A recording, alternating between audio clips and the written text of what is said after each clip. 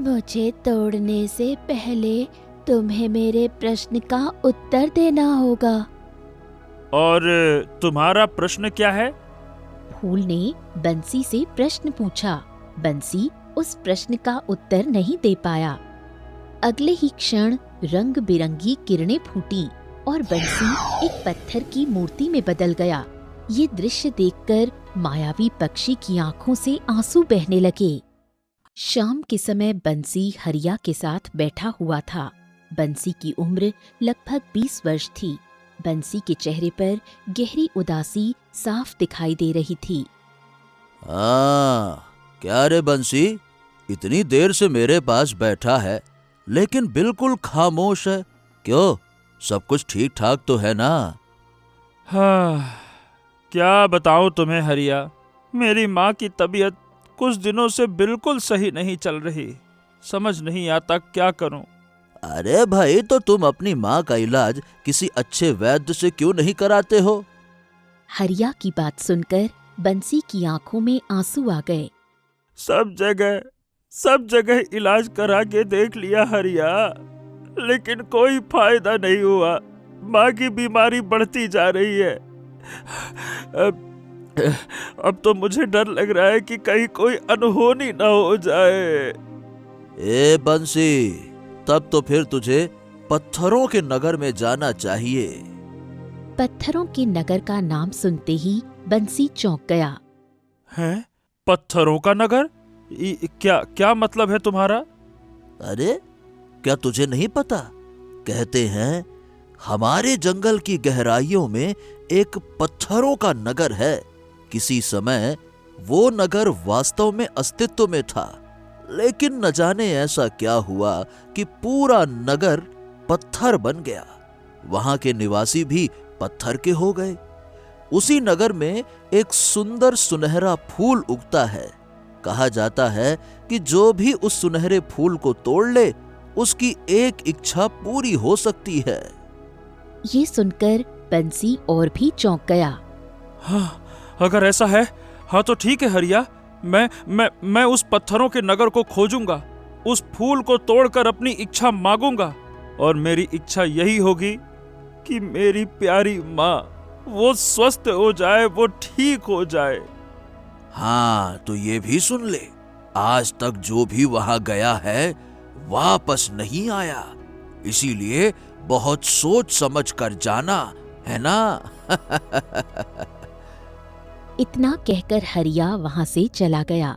बंसी गहरी सोच में डूब गया। बंसी घर लौट आया।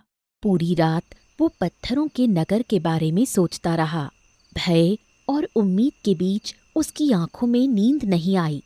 अगली सुबह बंसी उठा और सीधे घने जंगल की गहराइयों की ओर चल पड़ा। दोपहर तक बंसी जंगल के गहरे इलाके में भटकता रहा। थककर वो एक वृक्ष के नीचे बैठ गया। पत्थरों का नगर, अरे रे रे रे रे रे, आखिर उस नगर को कहाँ तलाशूं? मैं तो जंगल के काफी अंदर आ गया हूँ। कुछ ही क्षण बीते थे कि एक पक्षी उड़ते हुए वहां आ पहुंचा। ये जंगल की गहराई का इलाका है, तुम यहाँ क्यों आए हो? पक्षी को मनुष्य की तरह बोलते देखकर बंसी चौंक गया। अरे बाप रे बाप, तुम तो मनुष्य की तरह बोल रहे हो। जरूर तुम कोई मायावी पक्षी हो, है ना? बंसी ने पूरी घटना मायावी पक्षी को बता दी। हाँ, तो तुम उस रहस्यमयी फूल को तोड़ने के लिए पत्थरों के नगर जाना चाहते हो? देखो, मेरी सलाह है कि तुम वापस चले जाओ। वो फूल एक प्रश्न पूछता है। उस सुनहरे फूल के प्रश्न का उत्तर आज तक कोई नहीं दे पाया। जो भी गलत उत्तर देता है वो खुद पत्थर का बन जाता है। लेकिन चाहे जो भी हो, मैं प्रयास जरूर करूंगा। मैं अपनी माँ को बीमारी से मरते हुए नहीं देख सकता। मैं प्रयास करूंगा। तो ठीक है, फिर चलो मेरे साथ, आ जाओ। मायावी पक्षी आगे उड़ गया। और बंसी उसके पीछे चल पड़ा। कुछ ही देर बाद बंसी एक ऐसे नगर में पहुंचा जहां हर ओर पत्थर बने लोग दिखाई दे रहे थे। उजड़े मकान और सन्नाटा चारों तरफ फैला हुआ था। कुछ देर बाद बंसी राजमहल के सामने पहुंचा। मायावी पक्षी एक सुनहरे फूल के पास जा बैठा। हाँ, यही है वो सुनहरा फूल।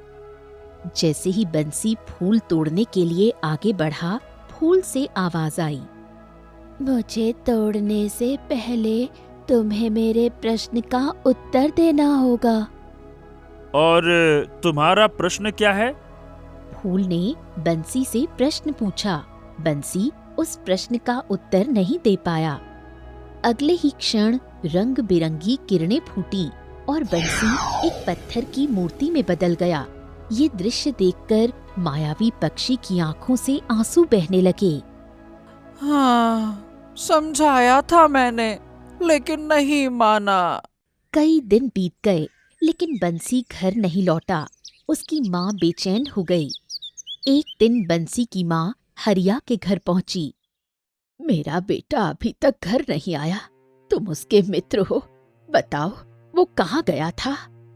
ये सुनकर हरिया चौंक गया। अरे, ये बंसी कहीं सच में पत्थर के नगर तो नहीं चला गया? बंसी की माँ ये सुनकर स्तब्ध रह गई। ये क्या कह रहे हो तुम? हरिया ने सारी घटना उसे बता दी। अब क्या बताऊं, मैंने तो यूं ही उससे ये बात कह दी थी। अब ये सुनते ही बंसी की माँ फूट फूट कर रोने लगी। तुम नहीं जानते वो मुझसे कितना प्रेम करता है। जरूर वो उस फूल को तोड़ने गया होगा। अब मेरा बेटा कभी वापस नहीं आएगा। इतना कहकर बंसी की माँ रोती हुई वहां से चली गई। समय ऐसे ही बीतता रहा।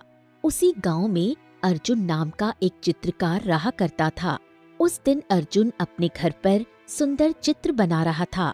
तभी गांव का मुखिया अर्जुन के घर आ पहुंचा।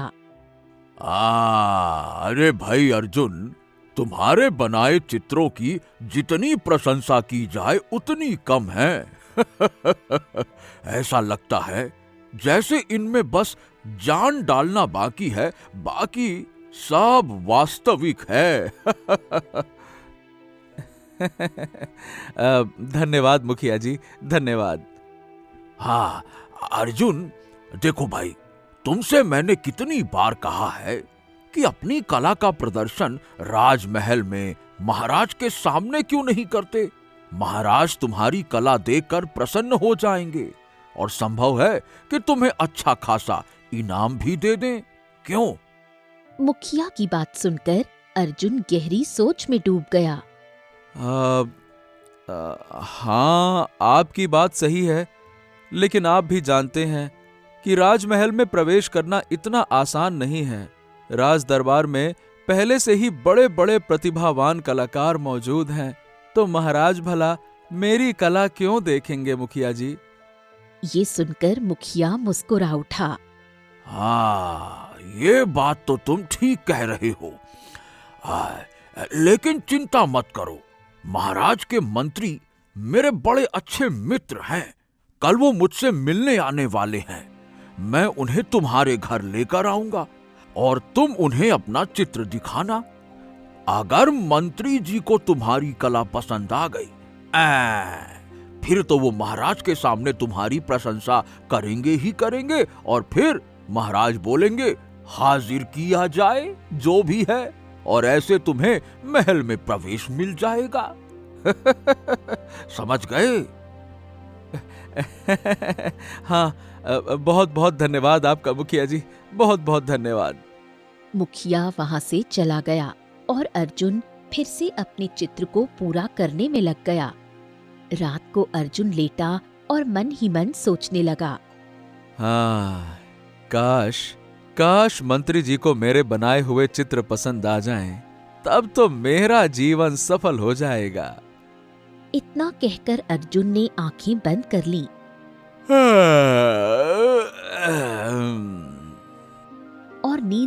आगोश में समा गया। अगले ही पल अर्जुन की आंखें एक विचित्र नगर में खुली। हैं? हे भगवान, ये क्या? मैं तो सो रहा था। फिर मैं यहाँ कैसे आ गया? ये क्या है? अर्जुन ने चारों ओर देखा। वो एक वीरान नगर था जहाँ हर मनुष्य पत्थर का बना हुआ दिखाई दे रहा था। तभी उसकी नजर सामने बने राजमहल पर पड़ी। हाँ, शायद उस महल में कोई जीवित हो। चल के देखता हूँ। अर्जुन धीरे धीरे महल की ओर बढ़ गया। महल के सामने पहुंचते ही अर्जुन की नजर एक बहुत ही सुंदर सुनहरे फूल पर पड़ी। अरे वाह! हाँ, वाह वाह वाह वाह वाह वाह! इस फूल से कितनी सुंदर खुशबू आ रही है। वाह! तभी सुनहरे फूल से आवाज आई, तुम वापस आ गए। नियति तुम्हें यहाँ खींच कर ले आई है। मैं वर्षों से तुम्हारा इंतजार कर रही हूँ। तुम्हें आना ही था अर्जुन। अचानक अर्जुन की नींद टूट गई। अर्जुन की आंख खुली। उसका शरीर पसीने से नहा चुका था। हाँ, हाँ, हाँ, हाँ, बाप रे, कितना विचित्र सपना था। ऐसा लग रहा था जैसे मैं सच में उस स्थान पे पहुंच गया था। अर्जुन एक चित्रकार था। वो तुरंत उठ बैठा और सपने में देखे गए दृश्यों को कागज पर उतारने लगा। पूरी रात वो उसी नगर का चित्र बनाता रहा। सुबह तक अर्जुन ने वो चित्र पूरा कर लिया, बिल्कुल वैसा ही जैसा उसने सपने में देखा था। तभी दरवाजे पर दस्तक हुई। अर्जुन ने दरवाजा खोला। बाहर मुखिया खड़ा था। उसके साथ मंत्री भी मौजूद थे। अरे भाई, मैंने कहा था ना कि कल मंत्री जी आने वाले हैं। लो, मैं इन्हें अपने साथ लेकर आ गया। देखो। इतना कहकर मुखिया मंत्री को लेकर घर के अंदर आ गया। मंत्री की नजर जैसे ही उस चित्र पर पड़ी, वो प्रसन्न हो गए। क्या बात है, क्या बात है! कितना अद्भुत चित्र है ये! वाह! ऐसा लग रहा है जैसे ये स्थान वास्तव में मौजूद हो। वाह! वही तो मंत्री जी, इसीलिए तो मैं आपको यहाँ लेकर आया हूँ। किसी भी तरह से मेरे गांव के इस होनहार अर्जुन को महल में प्रवेश दिलवाइए, ताकि इसकी कला और भी प्रसिद्ध हो सके। चिंता मत करो मुखिया, मैं इसकी कला की प्रशंसा महाराज के सामने अवश्य करूंगा। और अर्जुन, सम्मान सहित तुम्हें महल बुलाया जाएगा, है ना? चिंता मत करना। इतना कहकर मंत्री वहां से चला गया। मंत्री के जाने के बाद अर्जुन अपने सपने को भूल गया और अपने काम में व्यस्त हो गया। अगली सुबह अर्जुन सोकर उठा ही था कि तभी गांव का मुखिया एक सैनिक को लेकर उसके घर आ पहुंचा। अर्जुन, आखिरकार महल से बुलावा आ गया। राजा सूरज ने तुम्हें सम्मान सहित बुलाया है। तुम्हें लेने के लिए सैनिक भेजे हैं, देखो। हाँ, मंत्री जी ने मुझसे कहा था कि तुम्हें अपना वही चित्र साथ लाना है जो तुमने हाल ही में बनाया था। अच्छा ऐसा? रुकिए रुकिए, मैं तैयार होकर आता हूँ। आप रुकिएगा, मैं बहुत जल्दी आता हूँ। हाँ। हाँ। कुछ ही देर में अर्जुन तैयार हुआ और चित्र हाथ में लेकर सैनिक के साथ राजमहल की ओर चल पड़ा। कुछ देर बाद अर्जुन राज दरबार में खड़ा था। राजा सूरज सिंहासन पर विराजमान थे और उसके बगल में उनकी पुत्री राजकुमारी सौम्या बैठी हुई थी। आओ आओ आओ भाई, जब से मंत्री जी ने तुम्हारा चित्र देखा है, वो तो तुम्हारी कला की प्रशंसा करते थक नहीं रहे। अब हम भी देखना चाहते हैं कि वो कौन सा चित्र है। चलो, हमें भी दिखाओ कि ऐसा क्या बनाया है जिसे देखकर मंत्री जी तुम्हारी प्रशंसा किए बिना रह नहीं सके। अर्जुन ने तुरंत अपना चित्र सबके सामने रख दिया। चित्र देखते ही दरबार में बैठे सभी लोग आश्चर्यचकित रह गए। तभी राजगुरु वहां आए। उन्होंने चित्र को ध्यान से देखा और चौंक गए। ये तो पत्थरों के नगर का चित्र है महाराज। अर्जुन ये सुनकर चौंक गया। क्या? अब पत्थरों का नगर, इसका क्या अर्थ है राजगुरु जी?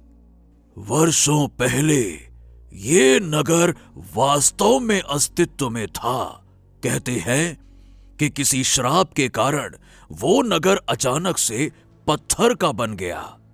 उसी नगर में एक सुंदर राजकुमारी थी जो श्रापित होकर एक सुनहरे फूल में बदल गई। ठीक वैसा ही फूल जैसा तुम्हारे चित्र में दिखाई दे रहा है। ये बताओ, क्या तुम कभी पत्थरों की नगर में गए हो? राजगुरु जी, मैंने तो केवल उस नगर का नाम सुना है। मैंने उसे कभी अपनी आंखों से नहीं देखा है। नहीं देखा तो बिना देखे इतना सजीव चित्र कैसे बना सकते हो? मैंने उसे देखा था, लेकिन अपने सपने में। मंत्री जी के आने से एक रात पहले मुझे इसी नगर का सपना आया था। उसी के बाद मैंने ये चित्र बनाया। राजा सूरज ये सुनकर प्रसन्न हो गए। वाह वाह वाह! पत्थरों का नगर हो या जीवित नगर, कुछ भी हो, चित्र तो अत्यंत सुंदर है। तभी राजकुमारी सौम्या सिंहासन से उतरी और चित्र के पास आ गईं। इस चित्र में सबसे सुंदर मुझे ये सुनहरा फूल लग रहा है। काश ये फूल मेरे हाथ में होता। इतना कहकर राजकुमारी सौम्या ने चित्र में बने सुनहरे फूल को स्पर्श किया।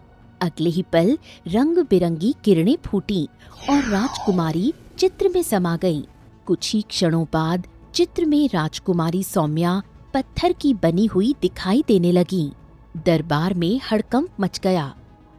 राजा सूरज क्रोधित हो उठे। ओह! सच सच बता, कौन है तू? तू कोई साधारण चित्रकार नहीं हो सकता। जरूर कोई जादूगर है। मेरी पुत्री चित्र के अंदर कैसे समा गई? जल्दी बता। अर्जुन भय से कांपने लगा। महाराज, मुझे नहीं पता कि ये सब कैसे हुआ। मैं नहीं जानता। मुझे कारण नहीं चाहिए, मुझे मेरी पुत्री वापस चाहिए। कुछ देर बाद राजा सूरज ने कठोर स्वर में कहा, मैं तुझे 3 दिन की मोहलत देता हूँ। अगर 3 दिन के भीतर मेरी पुत्री वापस नहीं मिली तो तेरा सिर तेरे शरीर से अलग कर दिया जाएगा। ले जाओ। ये सुनकर अर्जुन बुरी तरह घबरा गया। तभी राजगुरु अर्जुन के पास आए। तुमने कहा था कि ये नगर तुम्हें सपने में दिखाई दिया। तुम्हारा सपना, चित्र और राजकुमारी का चित्र में समा जाना, ये सब किसी बड़े रहस्य की ओर संकेत करता है। मुझे लगता है कि इन सवालों के उत्तर तुम्हें पत्थरों के नगर में ही मिलेंगे। तुम्हें वहां जाना होगा। मैं अपनी बात फिर से दोहराता हूं। 3 दिन के भीतर मेरी पुत्री मुझे चाहिए। अब तुम चाहे पत्थरों के नगर जाओ या पाताल लोक जाओ, हमारी पुत्री लेकर आओ। अर्जुन, जो बड़े सपनों के साथ महल में आया था, अब मुंह लटकाए बाहर निकल आया। कुछ ही देर में पूरे गांव में ये खबर जंगल की आग की तरह फैल गई। अर्जुन पत्थरों के नगर की यात्रा की तैयारी करने लगा। तभी गांव का मुखिया वहां पहुंचा। अरे अर्जुन, ये मैंने क्या सुना? क्या ये सच है? हाँ मुखिया जी, मैंने केवल अपना चित्र दिखाया। राजकुमारी ने जैसे ही चित्र के सुनहरे फूल को छुआ, वो एकदम से चित्र में समा गई और पत्थर बन गई। अरे राम राम राम राम राम। अरे भाई, तो अब तुम क्या करोगे? राजा ने तुम्हें 3 दिन का समय दिया है। हाँ, मैं पत्थरों के नगर को खोजने जाऊंगा और अपनी जान बचाने का हर संभव प्रयास करूंगा। और क्या कर सकता हूं? अर्जुन जैसे ही घर से बाहर निकला तभी बंसी की माँ रोती हुई उसके पास आ गई। मेरा पुत्र भी पत्थरों के नगर में इच्छा मांगने गया था, लेकिन वापस नहीं आया। अगर तुम राजकुमारी को लौटा लाओ तो मेरे बेटे को भी जरूर लेकर आना। मुझे अपने पुत्र की बहुत याद आती है। इतना कहकर बंसी की माँ फूट फूट कर रोने लगी। अर्जुन ने नम आंखों से घने जंगल की ओर कदम बढ़ा लिए। अर्जुन बहुत देर तक जंगल में चलता रहा। चलते चलते वो पूरी तरह थक चुका था। अंत में वो एक वृक्ष के नीचे बैठ गया। हे भगवान, हे भगवान, हे भगवान, मैं ये किस मुसीबत में फंस गया। समझ नहीं आ रहा कि क्या करूं, कहाँ जाऊं, क्या। तभी एक पक्षी उड़ता हुआ अर्जुन के पास आकर बैठ गया। तो आखिरकार तुम्हें आना ही पड़ा। हैं? तुम तो एक पक्षी हो, फिर तुम मनुष्य की तरह कैसे बोल रहे हो? समझ लो कि मैं एक मायावी पक्षी हूं। मैं जानता हूं कि तुम पत्थरों के नगरी की तलाश में जंगल में भटक रहे हो। मेरे बिना तुम वहां कभी नहीं पहुंच सकते। चलो मेरे साथ चलो, चलो भी, आ जाओ मेरे साथ। इतना कहकर पक्षी आगे उड़ गया। अर्जुन गहरी सोच में डूबा हुआ उसके पीछे पीछे चल पड़ा। कुछ देर बाद पक्षी एक नगर की सीमा पर पहुंचा। चारों ओर सन्नाटा फैला हुआ था और लोग पत्थर के बने हुए दिखाई दे रहे थे। बाप रे, ये तो वही नगरी है। ये तो वही है जिसे मैंने सपने में देखा था, एकदम वही। कुछ देर बाद अर्जुन राजमहल के सामने पहुंचा। वहां एक सुंदर फूल उगा हुआ था। तो तुम इसी फूल की तलाश में यहाँ आए हो ना, है ना? ये देखो। अर्जुन ने इधर उधर देखा। तभी उसकी नजर पत्थर की बनी राजकुमारी सौम्या पर पड़ी। हाँ, ये तो राजकुमारी सौम्या है। अगर तुम राजकुमारी सौम्या को सही करना चाहते हो तो इस फूल को तोड़ना होगा, लेकिन ये तुमसे एक प्रश्न पूछेगा। अर्जुन सुनहरे फूल की ओर देखने लगा। जैसे ही उसने हाथ बढ़ाया, फूल के भीतर से आवाज आई। मेरे प्रश्न का उत्तर आज तक कोई नहीं दे पाया, लेकिन तुम दे पाओगे। क्या मतलब है इसका? कुछ देर में तुम्हें सब पता चल जाएगा। इसके बाद फूल ने अर्जुन से प्रश्न पूछा। बताओ, मनुष्य की सबसे बड़ी शक्ति क्या है? इच्छा, भय या त्याग? अर्जुन गहरी सोच में डूब गया। कुछ क्षण बाद अर्जुन ने उत्तर दिया। मनुष्य की हाँ, मनुष्य की सबसे बड़ी शक्ति त्याग है, क्योंकि इच्छा और भय उसे बांधते हैं, लेकिन त्याग उसे मुक्त करता है।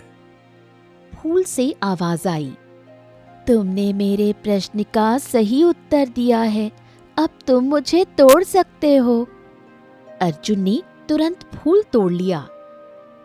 अब बताओ, राजकुमारी सौम्या को असली रूप में कैसे लाया जा सकता है? पहले तुम्हें चुनाव करना होगा। चुनाव?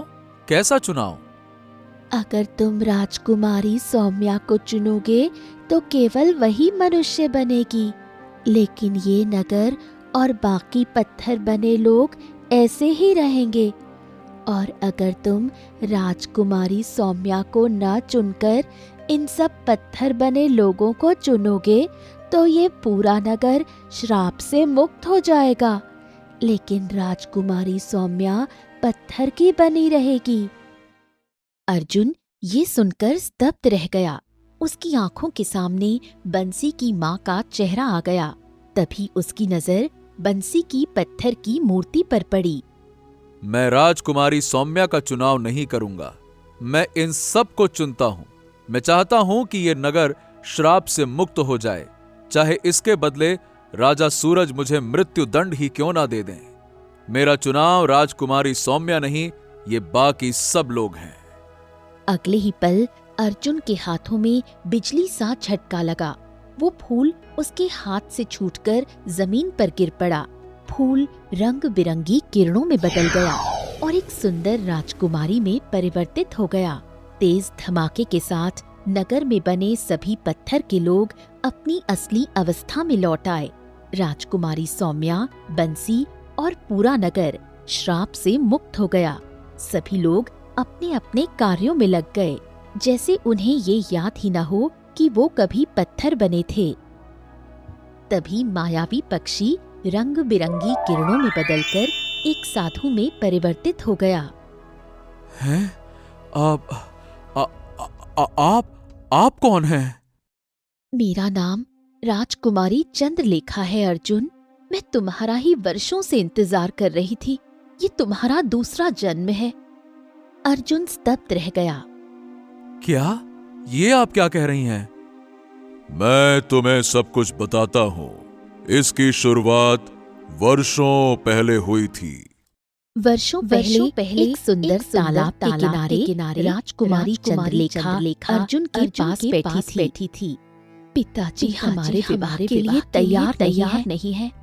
हो तो फिर अब तुम क्या करोगी? वो तैयार हो या ना हो, मैं विवाह तुमसे ही करूंगी। इतना कहकर राजकुमारी चंद्रलेखा महल की ओर चली गई। कुछ देर बाद राजकुमारी महल पहुंची। वहाँ राजा भैरव क्रोधित अवस्था में खड़े थे। तो आखिरकार तुम फिर से उस चित्रकार से मिलकर आई हो। पूरा राज्य महामारी से जूझ रहा है और तुम्हें प्रेम की पड़ी है। पिताजी मैं उससे प्रेम करती हूँ। तुम इस राज्य की राजकुमारी हो। तुम्हें ये सोचना चाहिए कि ये नगर महामारी से कैसे बचेगा। मैंने एक साधु को बुलवाया है। कुछ ही देर में एक साधु वहाँ पहुँचा। साधु महाराज किसी भी तरह से हमारे राज्य में फैली इस महामारी को दूर कर दीजिए। साधु रहस्यमय ढंग से मुस्कुराया। आइए महाराज, पहले राजमहल के बगीचे में चलिए। आइए। साधु राजा भैरव और राजकुमारी चंद्रलेखा को महल के बगीचे की ओर ले गया। मैंने एक विशेष तपस्या की। उस तपस्या से मैंने एक बीज प्रकट किया। मैं इसे धरती में बोऊंगा और इससे एक सुनहरा पुष्प उगेगा। साधु ने उनके सामने धरती में बीज बो दिया। अगले ही पल उस बीज से एक सुंदर पुष्प उगा, जो सुनहरी किरणों से चमक रहा था। सिद्धि के अनुसार इस राज्य की राजकुमारी इस पुष्प से एक इच्छा मांग सकती हैं। राजकुमारी, तुम्हें इस राज्य की भलाई मांगनी होगी। तुम्हें ये इच्छा करनी होगी कि ये राज्य महामारी से मुक्त हो जाए।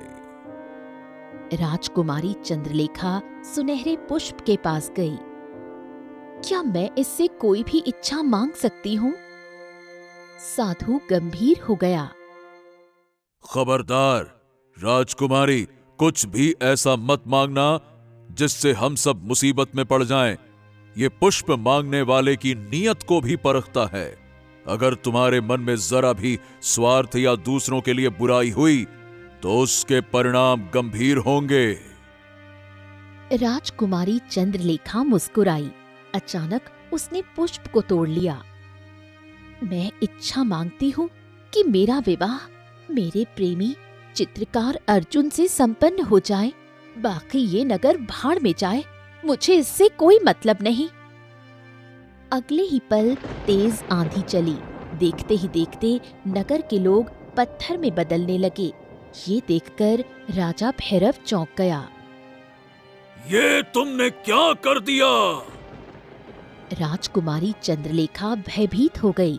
साधु गुस्से में बोला, राजकुमारी, तुमने बुराई की भावना से इच्छा मांगी, पुष्प ने तुम्हारी नीयत परख ली। अब इसके परिणाम भयानक होंगे। कुछ ही समय बाद तुम भी एक पुष्प बन जाओगी।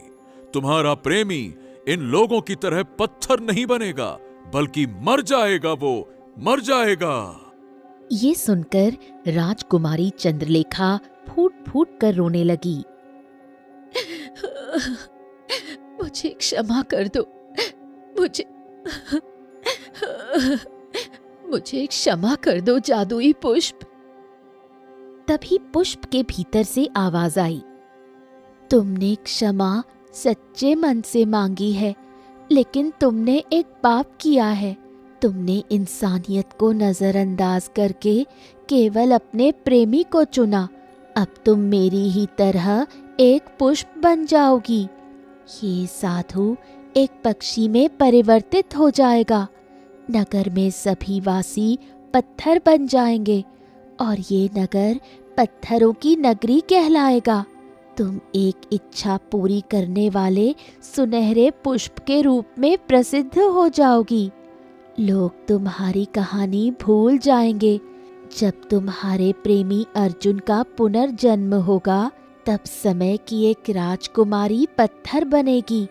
वो उसे सही करने के लिए इस नगरी में आएगा, और अगर वो भलाई का चुनाव करेगा तो ये श्रापित नगरी मुक्त हो जाएगी।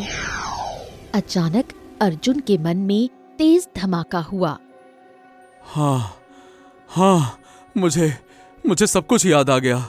मुझे सब कुछ याद आ गया। राजकुमारी चंद्रलेखा दौड़ते हुए अर्जुन के गले लग गई। तभी राजा भैरव वहां आए। आखिरकार हम सब श्राप से मुक्त हो गए। साधु मुस्कुराया। राजकुमारी, तुमने पाप किया था, लेकिन तुमने उसकी सजा भी वर्षों तक भोगी। अब ये श्राप समाप्त हो चुका है।